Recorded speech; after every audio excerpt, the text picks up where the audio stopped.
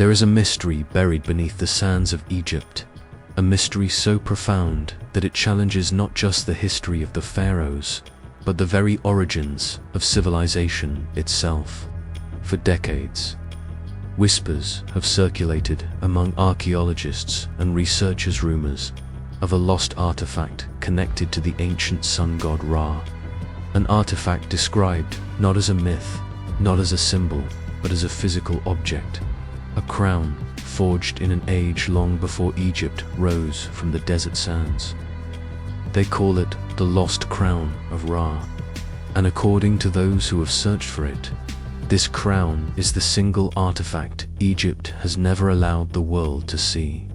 The story begins nearly a century ago, in 1926, when a British archaeological team excavated a restricted zone to the east of the Giza Plateau. Hidden beneath layers of sand, they discovered a sealed entrance blocked by a massive slab of red stone, like anything found elsewhere on the plateau. Engraved on the stone were symbols the team could not categorize. They were not hieroglyphs. They were not Proto-Egyptian. They resembled no known writing system. The structure of the symbols was sharp, geometric, almost too precise, more reminiscent of a modern engraving than an ancient one. The archaeologists believed they had found an entrance deliberately sealed long after the construction of the pyramids, suggesting someone at some point wanted to bury whatever lay beyond. But before the team could advance, Egyptian authorities abruptly shut down the excavation. No explanation was given beyond a vague note stating that the area was off limits. The team was forced to withdraw. However, one man refused to let the discovery vanish. Professor Edmund Talbot secretly photographed the red stone slab and the unknown symbols upon it. When he presented the photos at a small academic meeting in London, he expected excitement.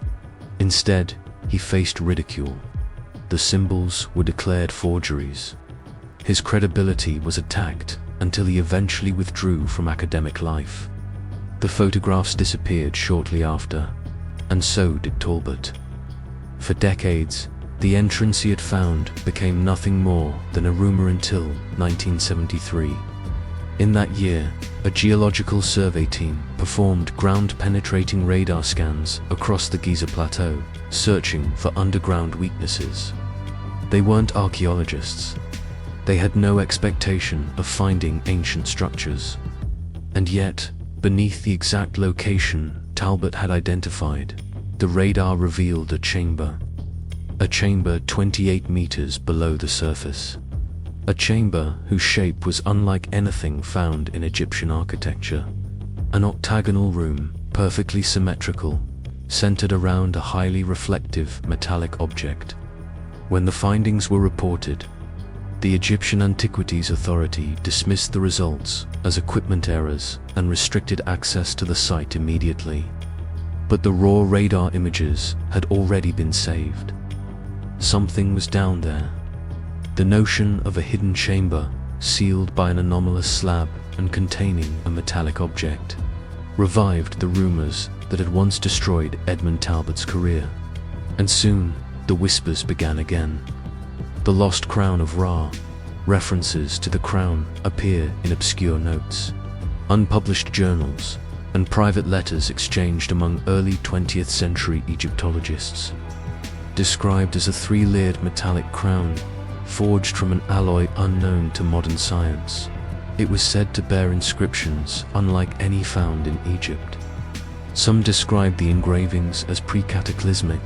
Others claimed they mirrored symbols found in the Forbidden Ruins beneath Göbekli Tepe ruins, thousands of years older than Egypt. If true, this would suggest something staggering, that the crown was not Egyptian at all. It was inherited, a relic from an earlier civilization, one that existed before recorded history. Several Egyptologists have privately admitted that there are myths within the oldest Egyptian priesthood describing the crown that called the sun a sacred object not meant for mortal hands. According to these legends, the crown bestowed authority not only over people, but over powerful knowledge passed down from those who came before the flood. What makes this more compelling is that similar myths exist in Sumer, in the Dogon tribe of Mali, and even in early Vedic texts. Each mentions a golden or metallic headpiece worn by a godlike figure connected to the sun or the heavens. Different cultures, separated by thousands of miles yet, all referencing the same type of artifact. Was this crown real? And if so, why would Egypt bury its existence?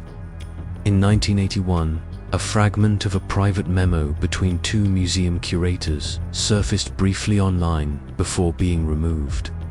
The memo described an object shaped like a crown of 3 nested layers, recovered during a covert excavation decades earlier. The memo claimed the object was impossibly heavy for its size and emitted a faint, low-frequency vibration. The artifact was said to be stored in a deep vault away from public inventory. Skeptics dismissed the memo as a hoax, but it was too detailed, too technical, and too specific to ignore. More evidence emerged in 1999, when independent researcher Paul Richter claimed to have obtained a hand-drawn reconstruction from forgotten archives. The drawing showed a crown with a radiant sun, Sinbiet, not the Egyptian sun disk.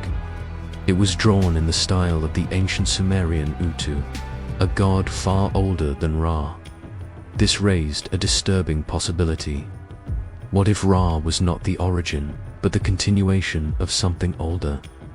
What if the pharaohs adopted symbols and knowledge from a lost civilization whose remnants were scattered across the ancient world? If the lost crown of Ra is real, it would force historians to acknowledge that Egypt was not the first great civilization. It was merely the last chapter of something far older. But the most shocking detail comes from a leak in 2017. A thermal satellite scan of the Giza Plateau detected an intense heat anomaly below the surface, in octagonal shape surrounding a central core, matching the radar scans from 1973.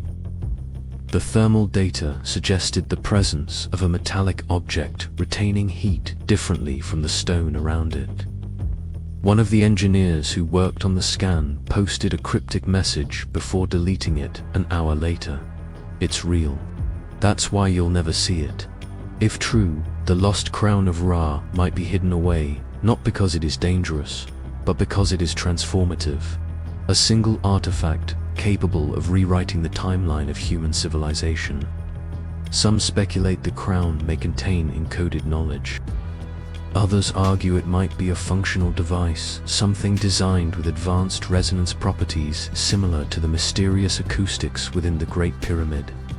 Ancient texts often describe crowns that spoke without sound or called down the light. Could the lost crown of Ra be such a device and ancient instrument powered by vibration or frequency? Whatever lies beneath that sealed chamber, the Egyptian government has shown a consistent pattern. Deny everything, restrict access, erase the evidence. And perhaps that is the strongest proof of all. If the lost crown of Ra is real, it may hold answers to the oldest questions humanity has ever asked.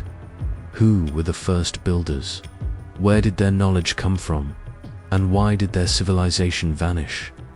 Throughout history, powerful artifacts have been hidden, destroyed, or locked away to preserve control.